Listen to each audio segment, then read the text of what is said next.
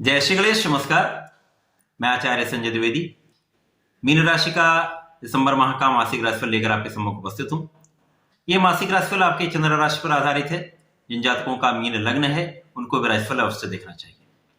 दिसंबर माह मीन राशि के लिए किस प्रकार का रहेगा, किस प्रकार के लाभ मिलेंगे, कौन सा भाव अत्यंत प्रबल हो रहा है तथा कहां पर समस्या आ सकती है, उसका क्या निराकरण है, संपूर्ण विश्लेषण मैं पूर्ण तर्क के साथ करने जा रहा हूं।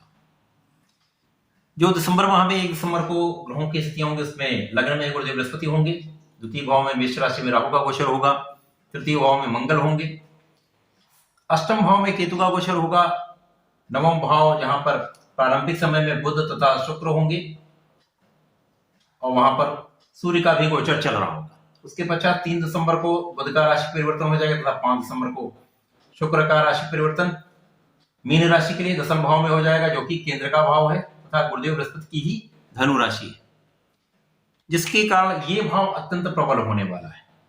उसके पश्चात एकादश भाव में शनिदेव का गोचर होगा तथा द्वादश भाव में प्रारंभिक समय में चंद्रमा का गोचर चल रहा होगा। 16 दिसंबर को सूर्य का भी राशि परिवर्तन नवम भाव से दसम भाव में हो जाएगा, जिसके कारण इस भाव के प्रभाव में कई गुना वृद्धि होने वाली है। ये भाव जो दसम भाव है, जो कार्यक्षेत्र का भाव है, आपके कर्म का भाव है, पिता के मान सम्मान का भाव है, साथ ही साथ यहाँ पर आपके कार्यक्षेत्र का निर्धारण भी होता है। ये डिसाइडिंग फैक्टर है जहां पर आपको पता चलेगा कि आप कितना लाभ लेने वाले हैं, किस प्रकार का लाभ लेने वाले, किस प्रकार से आप धन का अर्जन करने वाले हैं, किस प्रकार से आप सुखों का अर्जन करने वाले हैं, सुख संपत्ति की प्राप्ति करने वाले हैं, मान सम्मान की प्राप्ति करने वाले हैं। ये समस्त यहां से आपको प्राप्त होगा। गुरुदेव बृहस्पति जब लग्न में होंगे तो निश्चित रूप से आपकी स्थिति बहुत प्रबल है, लग्न बहुत बलवान होगी, आप सामर्थ्यवान होंगे, बलवान होंगे, स्वास्थ्य समस्याएं कम से कम होंगी। कुछ स्वास्थ्य समस्याएं अवश्य हो सकती हैं क्योंकि यहाँ पर केतु का गोचर आपके अष्टम भाव में है, जिसके कारण कुछ यदाकथा कुछ स्वास्थ्य समस्याएं देता है, पेट संबंधित रोग देता है। यहाँ पर आपको यहाँ सतर्क रहना होगा, परंतु आपकी लग्न इतनी बलवान है कि इन समस्त समस्याओं से आप निकल जाएंगे। जब लग्न बलवान होती है, आपकी दशा अच्छी चल रही है, उसके पश्चात गोचर में ग्रहों की स्थितियां आपके अनुरूप हैं, तो आप प्रचंड धन का लाभ भी लेते हैं, समस्त सुखों का अर्जन करते हैं, बहुत सफलता प्राप्त करके बहुत आगे बढ़ते हैं। मीन राशि के लिए ऐसी ही स्थितियां बन रही है। मीन राशि के लिए गुरुदेव बृहस्पति जब लग्न में होंगे तो प्रथम दृष्टि का प्रभाव आपके पंचम पर होगा। अब यहां आप शिक्षा का अर्जन करेंगे, शिक्षा से लाभ लेंगे, शिक्षा प्रतियोगिता में आप सफलता प्राप्ति करेंगे, साथ ही साथ यहाँ संतान का सुख मिलेगा, संतान की प्राप्ति का भी यहाँ पर योग बनता है। तो बहुत ही सामर्थ्यवान, बहुत बलवान समय है आपके लिए। यहाँ पर उच्च राशि भी है कि जिसके कारण यह भाव बहुत प्रबल हो रहा है। गुरुदेव बृहस्पति की द्वितीय दृष्टि का प्रभाव आपके सप्तम पर होगा, जहां पर बुध की राशि बनती है कन्या राशि। बुध जो कि आपके दसम भाव में होंगे, जिसके कारण ये गुरुदेव से केंद्र में आ जाएंगे। अब बुध मीन राशि के लिए 2 केंद्र के स्वामी हैं, जो कि सुख भाव के स्वामी हैं तथा सप्तम के स्वामी हैं। सुखेश सप्तमेश का गोचर दसम भाव में है, जो कि गुरुदेव के साथ केंद्र में। अब बुध जब केंद्र में होंगे तो निश्चित रूप से यहां पर आपके सुख का भाव प्रबल होगा, आपको माता का सुख प्राप्त होगा, पिता का सुख प्राप्त होगा, पिता माता का आशीर्वाद मिलेगा, साथ ही यहाँ पर आप सुख साधनों की प्राप्ति करेंगे। निश्चित रूप से ये समय आप अपने भूमि का अथवा मकान का अथवा अपने वाहन का यहाँ पर क्रय कर सकते हैं। आप यदि आपके पास है तो उनकी संख्या बढ़ सकती है, तो यहाँ पर निश्चित रूप से प्रॉपर्टी का, संपत्ति का योग बनता है। आपके सुखों में वृद्धि, आपके ऐश्वर्य में वृद्धि होगी, निश्चित रूप से यह समय होगा। इसके पश्चात सप्तमेश भी बुध है, बुध के साथ संयोग होने के कारण आपके विवाह का योग 100% बनेगा, विवाह होगा भी, वैवाहिक संबंध बहुत अच्छे रहेंगे, आपसी संबंध प्रेम पूर्वक होंगे, प्रेम में वृद्धि होगी। प्रेम संबंध भी बहुत अच्छे रहने वाले, प्रेम संबंधों में मधुरता आएगी, जो कि आगे आपके लॉन्ग टर्म रह सकते हैं। गुरुदेव बृहस्पति की दृष्टि का प्रभाव आपके भाग्य पर भी होगा, जो कि वृश्चिक राशि बनती है। अब यहां पर ये बहुत प्रबल स्थिति है, जो कि वृश्चिक राशि मंगल की राशि है। मंगल जो कि तृतीय भाव में है, पराक्रम के कारक होकर पराक्रम के भाव में है। यद्यपि ये वृषभ राशि में है, परंतु इनकी दृष्टि का प्रभाव सीधे सीधे अपनी राशि वृश्चिक राशि पर है, जो कि गुरुदेव बृहस्पति के लिए राशि मीन राशि के लिए भाग्य भाव है। अब यहां पर आपकी भाग्य में बहुत बड़ा ये लाभ देने वाले, भाग्योन्नति करने वाले, क्योंकि यहाँ पर सूर्य भी है। सूर्य मंगल का आपसी योग आपको महापराक्रमी बनाता है, राजा के समान सुख देता है, धन का प्रबल रूप से अर्जन कराता है।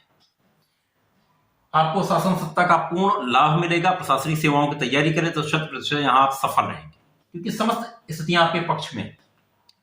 उसके पश्चात शनिदेव जो यहाँ पर एकादश भाव में है, तो एकादश में समस्त ग्रह बहुत अच्छा प्रभाव देते हैं। शनिदेव तो यहाँ पर लाभ भाव के स्वामी भी, लाभ भाव के स्वामी का लाभ में होना, आपके लग्न पर दृष्टि डालना आपके प्रभाव को कई गुना बढ़ा जाता है। प्रभाव जब आपका बढ़ेगा तो आपका मान सम्मान दूर दूर तक फैलेगा, आपको विख्यात होने में समय नहीं लगेगा। साथ ही साथ जैसे ही सूर्य का परिवर्तन नवम भाव से दसम भाव में मीन राशि के लिए केंद्र के भाव में हो जाएगा, अब यहाँ पर जब सूर्य पहुंच जाएंगे तो ये दिग्बली भी हो जाएंगे। सूर्य को दिग्बल प्राप्त होगा, मित्र की राशि में होंगे, तो सर्वथा ये समय आपके लिए ही बना है। सूर्य यहां पर होंगे, केंद्र में आ जाएंगे, गुरुदेव के साथ केंद्र का संबंध चतुर्दशम का बनेगा। राजा गुरु का संबंध आपको प्रशासनिक सुख देता है, राजा के समान सुख देता है, राजा के समान ऐश्वर्य की प्राप्ति कराता है, मान सम्मान की प्राप्ति कराता है, प्रबल रूप से आप सफल होते हैं। यदि आप प्रशासनिक सेवाओं में हैं, सरकारी नौकरी में हैं, सरकार से संबंधित कार्य करते हैं, 100% ये आपके लिए अमूल्य समय है। इसका लाभ आपको अवश्य लेना चाहिए। इसमें आप निश्चित रूप से बहुत सफलता प्राप्ति करेंगे। प्रगति के कारण आपका नाम दूर दूर तक होगा, आप विश्वविख्यात भी हो सकते हैं। यदि आप राजनीति में हैं तो 100% ये समय आपको टॉप पर पहुंचाने वाला है। निश्चित रूप से आप बहुत ऊंचाई प्राप्त करेंगे, बहुत नाम सम्मान धन सुख वैभव की प्राप्ति करने वाले। अब यहाँ पर बुध शुक्र का महालक्ष्मी योग केंद्र में गुरु के साथ संबंध आपको प्रबल रूप से बुद्धिमान भी बनाएगा, प्रबल रूप से धनवान भी बनाएगा, प्रबल रूप से ज्ञानवान भी बनाएगा, सामर्थ्यवान भी बनाएगा, ऐश्वर्यवान भी बनाएगा। तो बहुत वैभवशाली समय है आपके लिए, अच्छा समय है। इस समय का आपको लाभ अवश्य लेना चाहिए। तो इस समय में राहु का जो द्वितीय भाव में गोचर है, ये यदाकदा आपके लिए समस्या क्रिएट कर सकता है, क्योंकि ये परिवार का भाव है। तो पारिवारिक सदस्यों के बीच में आपको बहुत सामंजस्य रखना होगा, वाणी पर नियंत्रण रखना होगा।